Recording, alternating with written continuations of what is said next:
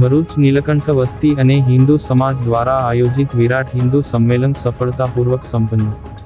શહેરના સિદ્ધનાથ નગર ગરબા મેદાન ખાતે રવિવારે નીલકંઠ વસ્તી અને સમગ્ર હિન્દુ સમાજના સંયુક્ત ઉપક્રમે વિરાટ હિન્દુ સંમેલનનું ભવ્ય આયોજન કરવામાં આવ્યું હતું। સંગઠિત હિન્દુ સમર્થ ભારત ના મંત્ર સાથે યોજાયેલા આ કાર્યક્રમમાં મોટી સંખ્યામાં સમાજજનોએ ઉમટી પડી એકતા અને સમરસતાનું ઉત્કૃષ્ટ ઉદાહરણ પૂરું પાડ્યું હતું।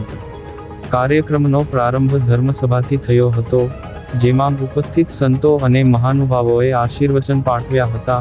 વક્તાઓએ સનાતન સંસ્કૃતિના મૂલ્યોનું જતન કરવા, રાષ્ટ્રીય એકતા જાળવવા અને સામાજિક સુમેળ સાધવા અંગે મનની માર્ગદર્શન પૂરું પાડ્યું હતું।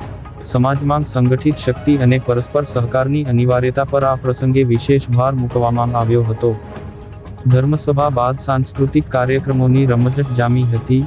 ભારતીય સંસ્કૃતિને ઉજાગર કરતા દેશભક્તિના ગીતો અને વિવિધ નૃત્ય પ્રસ્તુતિઓએ શ્રોતાઓમાં દેશપ્રેમ અને નવી ઉર્જાનો સંચાર કર્યો હતો।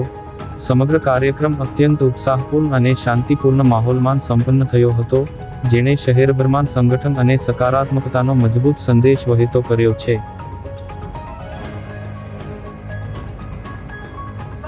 5 મિનિટની પૂજા ઘરમાં બધા બેઠેલા એ સાથે ના કરી શકે।